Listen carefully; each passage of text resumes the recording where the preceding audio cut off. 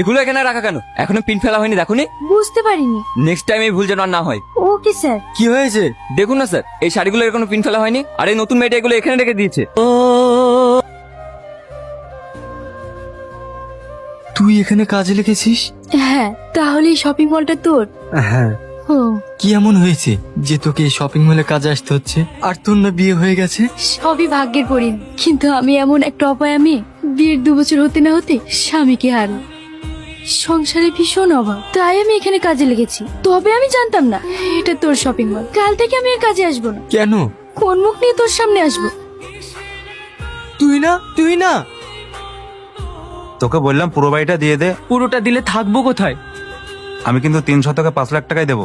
ভাই তোমাকে তো সবই বললাম, তুমি 5.5 লাখ করে দাও। পারবো না, তাহলে তুই অন্য কোথাও দেখ। সবকিছু শেষ করে এখন বাড়ি জমিটাও বেচতে বসেছে। বন্ধনের লোনটাও যদি ঠিক মতো শোধ করতে, সেখান থেকে কিছু টাকা নেওয়া যেত, সেটাও ঠিক করে শোধ করলো না। চুপ করো তো। ঠিক আছে, আমি ওতেই রাজি।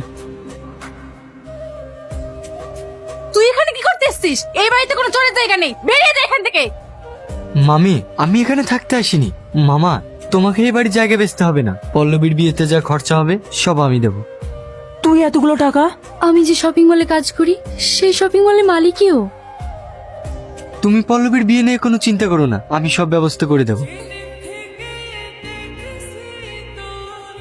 একদিন অনাথ বলি এই ছেলেটাকে কতই না কষ্ট দিয়েছো, কতই না অত্যাচার করেছো, আর আজ সেই তোমাদের বিপদে পাশে দাঁড়াচ্ছে। এর জন্যই বলে কাউকে ছোট চোখে দেখো না, উপরবেলা চাইলে সবাইকেই বড় বানাতে পারে।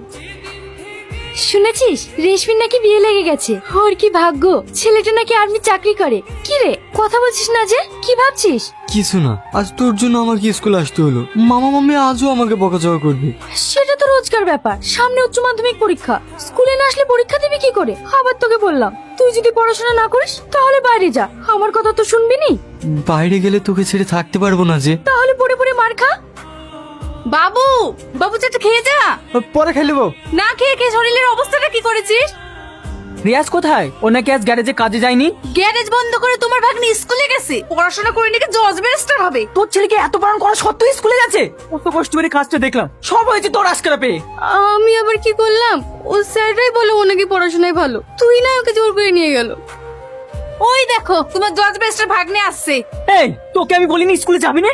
গ্যারেজে কাজ কামাই করে স্কুলে যেতে নিষেধ করেছি না? বল, পড়াশোনা করে জজ হও না, জজ। তোমাকে আমি কত করে বললাম এই দুজনকে বাড়ি থেকে বিদায় করো, আমার কথা তো শুনবা না? আমি তোমাকে বলে দিচ্ছি, দয়া করে একটা ছেলে দেখে তোমার বরকে বিয়ে দিয়ে দাও। আমি আর ওদের পথে ভাত করতে পারবো না।